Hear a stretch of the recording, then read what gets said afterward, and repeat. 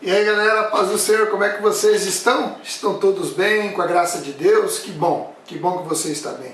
Espero que você esteja lendo a Bíblia. Eu quero compartilhar com vocês aqui a minha devocional do livro de Joel, lembrando que eu só estou compartilhando algumas coisas que eu acho bem interessante, né, para que você acrescente a sua devocional, ela fica mais rica ainda. Não tem intenção nenhuma de dar uma aula de teologia, e nem esse é o propósito, é só compartilhar mesmo algumas coisas, né, que eu achei bem legais aqui no livro de Joel. Esse livro de Joel, ele é um livro bastante interessante, sabe? Bastante interessante, porque ele vai tratar justamente da soberania de Deus sobre toda a criação. A soberania de Deus sobre as coisas naturais, a soberania de Deus sobre os acontecimentos do mundo, né? E a soberania de Deus sobre o seu povo, tá? E obviamente que a soberania divina, ela não anula a nossa responsabilidade em relação a Deus, em relação à nossa comunhão com Deus, em relação ao nosso relacionamento com as pessoas também, né? Então, uma vez que o pecado ele afetou de modo tão negativo o mundo natural, Joel, ele no texto aqui, se você vai perceber, ele vai exortar Judá a se arrepender, a demonstrar arrependimento. Porque o pecado, quando entra no homem, você vai lembrar lá em Gênesis, né, no capítulo 3, Deus fala que a terra é maldita por causa do pecado. Então, obviamente que as pragas, as doenças, as enfermidades são todas decorrentes do pecado. E, obviamente, o que nos livra dessas coisas é a mão poderosa de Deus nos protegendo, nos guardando e nos livrando. Quando nós nos afastamos de Deus, ficamos sujeitos a todos os intempéries, a todas as circunstâncias, a todos os adventos das consequências do pecado.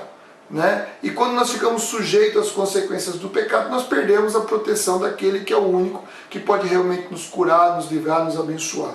Então Deus tem um propósito para todas as coisas. E Joel aqui ele oferece uma oportunidade de arrependimento, porque ele sabe que Deus é misericordioso e é compassivo.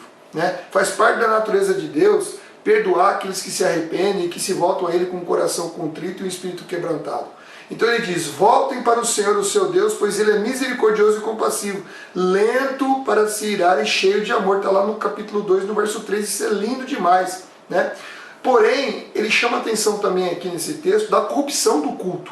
O culto estava totalmente corrompido. Né? E ele era amplamente divulgado, pelos sacerdotes e pelos líderes. Né? Então Joel reconhecia que o culto ele deveria ser um culto sincero, com um coração sincero, inteiramente aberto para Deus. Então a verdadeira adoração para Joel aqui, segundo o que Joel vai nos relatar aqui no texto, é que a verdadeira adoração ela se encontra na transformação interior. Né? A transformação que ocorre dentro do coração do homem. E a verdadeira a solução então para este culto corrompido, para este erro, para este engano que eles estavam, não é abandonar o culto, mas se voltar para Deus em espírito e em verdade, como o próprio Senhor Jesus disse depois, mais tarde, quando ele fala assim, olha, que os verdadeiros adoradores não estão em Samaria nem em Jerusalém, mas estão aqueles que buscam a Deus em espírito e em verdade. Então é isso que Joel quer mostrar pra gente aqui, né? E aí quando você entra aqui no capítulo 1, Joel começa a descrever uma praga de gafanhoto, que causou uma devastação tremenda em Judá. E o interessante aqui é que quando ele fala aqui das categorias do gafanhoto, né? Ele começa a falar aqui gafanhoto cortador, depois aí vem migrador, depois do migrador vem salteador, depois vem destruidor. Na verdade não é tipo de gafanhoto. O que se chega à conclusão aqui é que ele está falando da amplitude da destruição pelas ondas de gafanhotos que viriam. Então seriam ondas, né? Seriam ondas de gafanhotos. Primeiro viriam os cortadores, depois viriam os migradores, depois viriam os salteadores, depois viriam os destruidores, porque na verdade essas categorias aqui não existem, né? E os gafanhotos, eles iriam destruir 3 produtos essenciais da vida de Judá na época, que seriam o trigo, a uva e o azeite. E se isso não bastasse, lá no verso 12 diz que uma seca tinha agravado a devastação causada pelos gafanhotos. E aí todas as plantas iriam murchar, iriam secar. O que Deus está mostrando aqui é o seguinte, além da depravação de vocês, que merece essa praga de gafanhoto para destruir tudo, vocês espiritualmente vocês estão murchos. Espiritualmente vocês estão da mesma forma que estas árvores. Vocês não são mais árvores frutíferas, como diz no Salmo 1, como diz também lá em Jeremias. vocês agora são árvores secas que não produzem nada e por isso vocês não prestam para mais nada. Né? Então você vai ver esse contexto aqui que é muito interessante. É uma advertência muito severa. E olha, fala a verdade para você, quando você lê Joel aqui, eu fico preocupado com essa questão da corrupção do culto, com essa questão do nosso coração. Muitas vezes nós comparecemos no culto preocupados com algumas situações. Nós temos que lutar contra isso. Nós temos que, no momento em que nós estamos cultuando a Deus, não só na igreja, como também na nossa casa, no nosso momento devocional, lendo a Bíblia, estudando a palavra, meditando, orando, nós temos que consagrar esse momento de todo o nosso coração a Deus.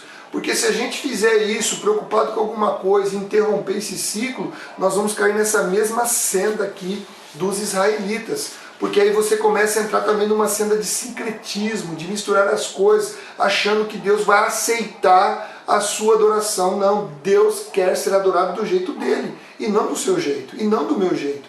Então por isso essa advertência aqui é uma advertência muito solene para mim e para você. Ele diz aqui no verso 14, convoque um tempo de jejum, juntem o povo para uma reunião solene, tragam os líderes e todos os que habitam na terra para o templo do Senhor, o seu Deus, e ali clamem a Ele, porque o dia do Senhor está próximo.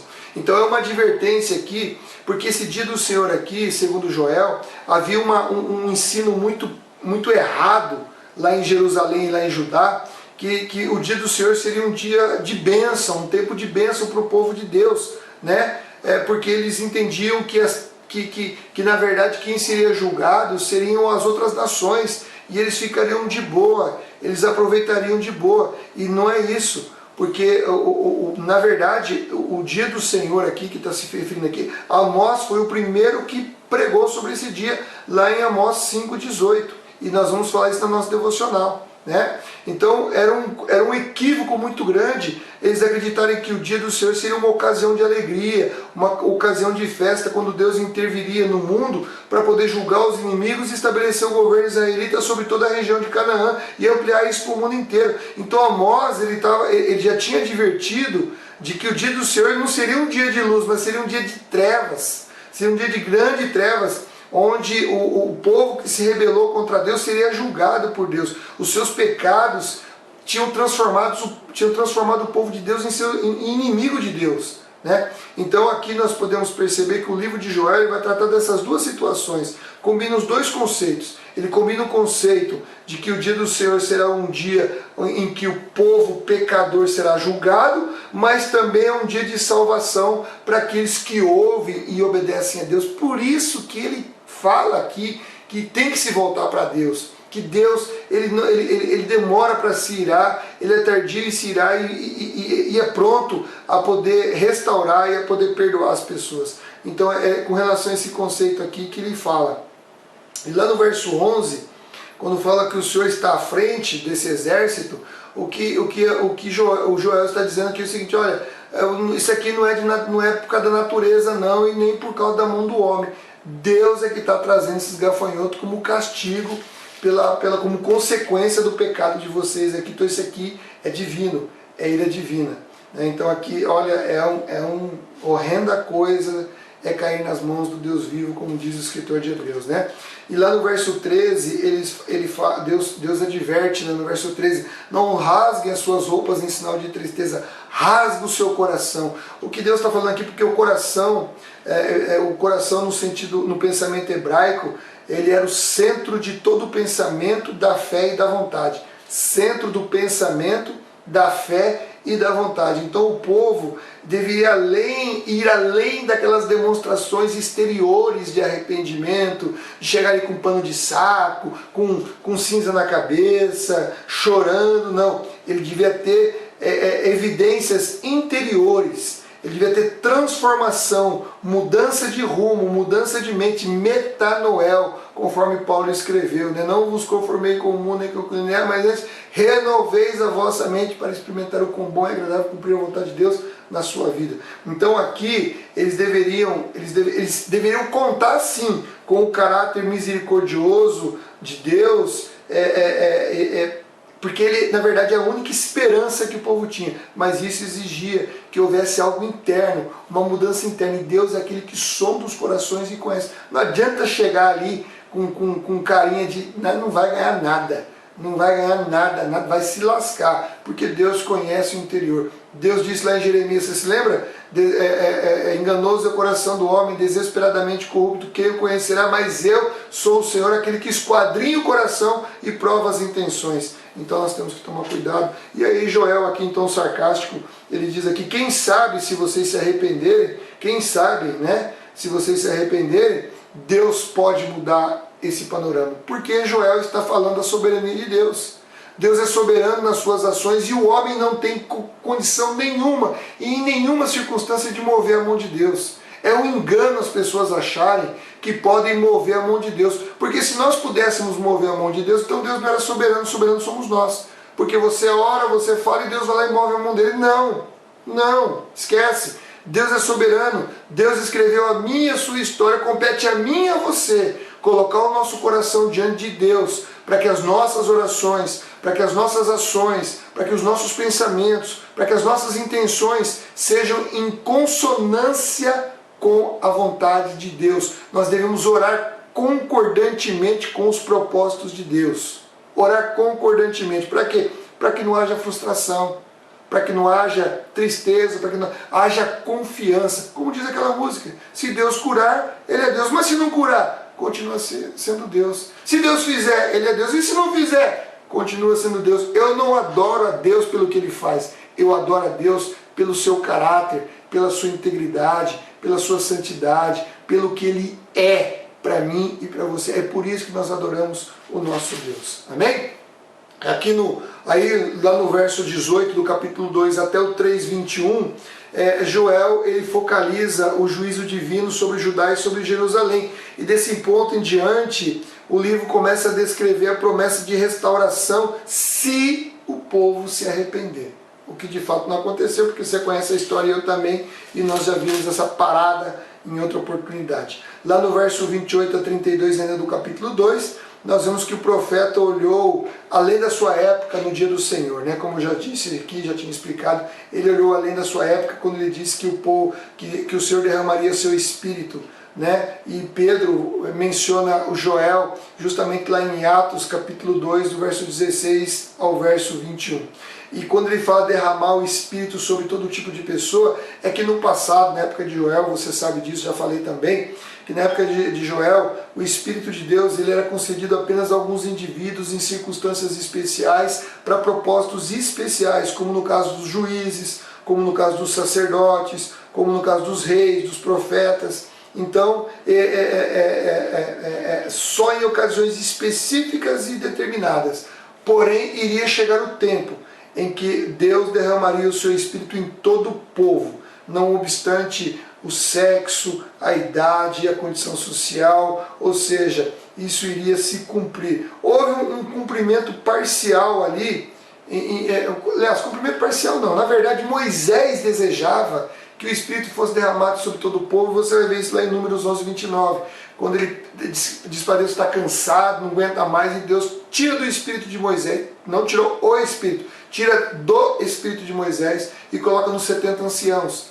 E aí quando eles param de profetizar, que ficam só Eldade e Bildade profetizando, Josué fala para ele assim, olha, os caras estão profetizando, você quer que eu faça para eles pararem de profetizar? E Moisés fala assim, cara, para com isso, está com ciúme. Antes Deus derramasse seu Espírito em todo o povo, para que todo o povo profetizasse. Amém? Então aqui chegou essa época, glória a Deus, porque nós, quando entregamos a nossa vida para Jesus, através das águas do batismo, nós, para louvor da glória de Cristo Jesus, recebemos o Espírito Santo, e com o Espírito Santo recebemos os dons, e com os dons nós temos a responsabilidade de andar em Espírito, andar no Espírito, produzindo os frutos do Espírito, que está lá em Gálatas, capítulo 5, do verso 22 em diante, nós temos que produzir. Somos obrigados, queridos, somos obrigados. Nós não temos opção, temos que produzir esses frutos, senão nós não temos o Espírito Santo de Deus. Amém? Então nós temos que andar nessa novidade de vida, fortalecidos pelo poder do Espírito Santo, tendo essa palavra em mente aqui. Olha, Deus já derramou, Deus cumpriu essa palavra na minha vida e na sua. Na minha vida e na sua. Para quando chegar o grande dia do Senhor, aquele dia lá na frente, você ouça aquela voz dizendo: vinde benditos do meu Pai, toma posse na herança que vos está prometido desde a fundação do mundo. Por isso que nós temos a responsabilidade. Deus é soberano, mas Ele não tira a nossa responsabilidade de fazer o nosso papel, de abrir a nossa vida para que o Espírito possa trabalhar em nossos corações. Amém? Então, lá no verso 17, no capítulo 3, verso 17, para terminar aqui, ele diz: então vocês saberão, o propósito maior de Deus é que seu povo conheça e tenha um caráter parecido com o dele, um caráter santo como o caráter de Deus. E só na presença de Deus que nós podemos desfrutar da verdadeira segurança contra a tribulação. É isso que Joel está falando, cara, vai vir um exército aqui, o exército de gafanhoto, vai vir a seca, vai acabar com tudo, vocês vão morrer de fome. E você sabe que quando esgotava ali os recursos, não tinha reposição, não tinha maquis mufato, não tinha mercados, não tinha esse negócio de cruz vermelha, de vir socorro de avião. Não, morreu, acabou, vai morrer. A esperança do povo era Deus, por isso que Deus está falando aqui, ó.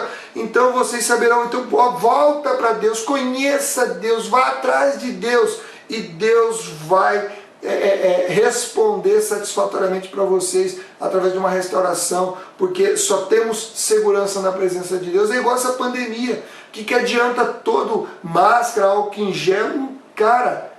A única pessoa que pode nos livrar das consequências desse vírus que veio lá dos quintos dos infernos é Deus e mais ninguém. Como que um jovem pega o vírus e morre e uma pessoa idosa pega o vírus e fica sintomática e se recupera? Deus está no controle de toda a situação.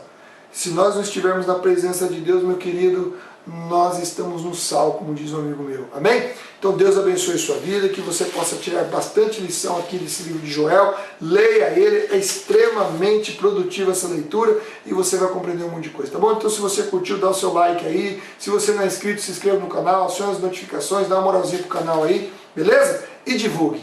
Divulgue isso aí para os seus amigos, colegas, para que muitas e muitas pessoas possam se voltar a Cristo, possam ser abençoadas, fortalecidas, enfrentar as dificuldades dentro da palavra de Deus. Amém? Deus abençoe sua vida e até o próximo vídeo em nome de Jesus. Valeu, tchau!